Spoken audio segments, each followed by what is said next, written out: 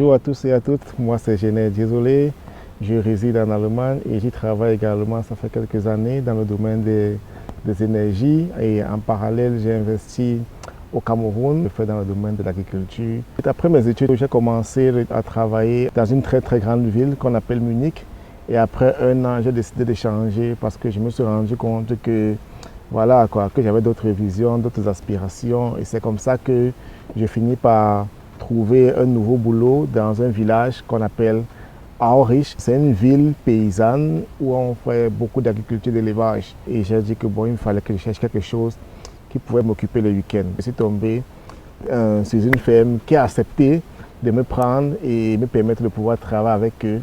Ils faisaient dans la production des poussins d'un jour. Ce qui m'a beaucoup intéressé, c'était la mécanisation et surtout aussi la productivité. C'était vraiment très passionnant.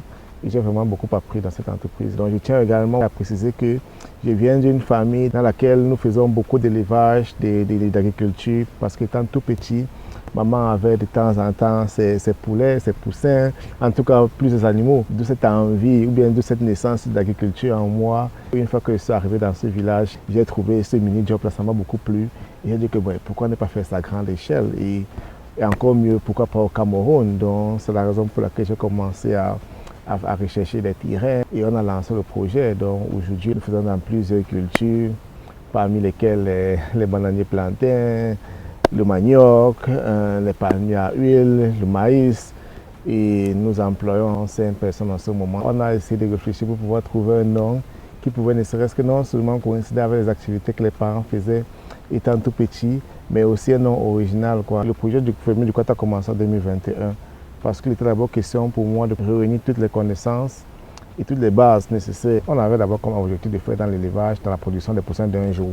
Nous avons commencé avec une superficie de 10 hectares et afin de pouvoir faire dans une chaîne complète, on a dit qu'on ne peut pas faire l'élevage sans faire de l'agriculture.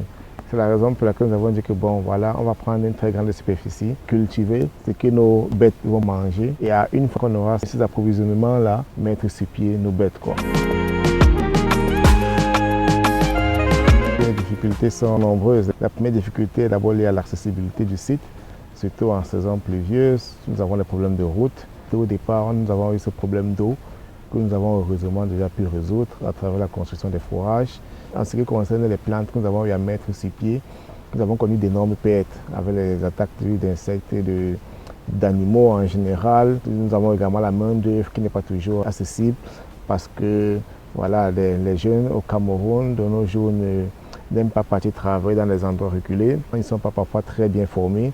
Ils sont beaucoup plus dans la théorie, mais du domaine pratique, malheureusement, ce n'est pas encore ça parce que nous avons eu à recruter des ingénieurs qui nous ont promis un monde de merveilles, mais à la fin des comptes, ce n'était pas vraiment ce qu'on attendait.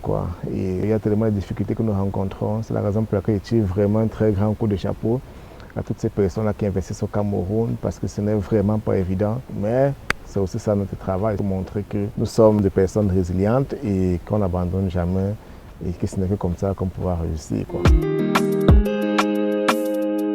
Ça fait déjà pratiquement 4 ans que nous avons lancé le projet. Les premières années étaient vraiment très compliquées, mais au fur et à mesure que le temps passe, nous obtenons de plus en plus de bons résultats. Nous avons cette stabilité-là et l'année passée, nous avons déjà enregistré plusieurs récoltes qui nous ont permis d'avoir un peu d'argent dans la caisse. Comme objectif de cette année-là, nous travaillons afin d'avoir des résultats meilleurs.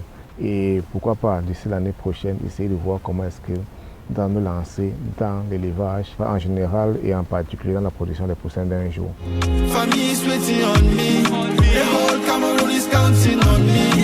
Le premier frein à notre développement se trouve beaucoup plus au niveau de la route. Parce que faire sortir nos produits, ce n'est pas souvent évident. C'est vrai que nous avons acheté des engins parmi lesquels le pick-up et bientôt nous allons mettre sur place également plusieurs engins à 2 roues pour permettre de faire sortir rapidement nos produits. Et un autre problème, c'est au niveau des entrants, donc, parce que nous n'avons pas les engrais, nous n'avons pas les matières premières. Et toutes ces matières premières sont le plus souvent importées, ce qui fait à ce que le coût de production est un peu plus élevé. Parce que quand il faut peut-être chercher des semences de maïs et autres, ce n'est pas toujours évident de pouvoir les avoir. Et même quand on réussit à avoir ces semences-là, c'est parfois des prix exorbitants et du coup c'est un peu plus compliqué pour nous de pouvoir faire de grandes marges. Et un autre problème, c'est beaucoup plus lié également aux employés ou bien aux travailleurs qui ne sont pas le plus souvent formés. Nous avons développé plusieurs méthodes de formation de nos différents employés et on les fait former pendant pratiquement 6 mois, voire 1 an. Nous essayons aussi de nous permettre à ces personnes de pouvoir s'identifier au projet. Nous leur accordons également des bénéfices par rapport à certaines productions. Nous leur réservons également un espace chez nous pour pouvoir ne serait-ce que cultiver ou bien produire les aliments qu'ils consomment chez eux. Nous rencontrons tellement de difficultés que nous essayons bien évidemment de surmonter tous les jours. Moi particulièrement, je n'ai jamais pu obtenir les choses facilement. Et si j'ai un seul message à passer aux jeunes, c'est qu'il faut toujours être une personne très résiliente. Il ne faut jamais abandonner, il faut toujours croire en ses rêves. Lorsque le travail rencontre l'opportunité, ce n'est qu'en ce moment-là que nous pouvons avoir de meilleurs résultats. Donc voilà, l'agriculture va toujours payer, mais c'est un domaine qui est très difficile. Non, on ne va plus faire l'agriculture comme nos parents faisaient auparavant, non. Nous voulons aussi nourrir des personnes dans le futur. Nous voulons maintenant passer à un niveau supérieur. Et c'est la raison pour laquelle ce que nous faisons, nous essayons de prendre ça au sérieux. Et nous y mettons beaucoup de concentration, beaucoup d'énergie. Ce n'est pas toujours facile, mais tant que nous y croyons, nous pouvons y arriver. Donc je demande tout simplement aux jeunes d'y croire, peu importe le domaine dans lequel ils travaillent, peu importe le domaine dans lequel ils veulent se lancer, que ce soit en Europe, que ce soit en Afrique, que ce soit dans tout le monde entier. Il faut toujours y croire, il ne faut jamais baisser les bras, il ne faut jamais abandonner encore.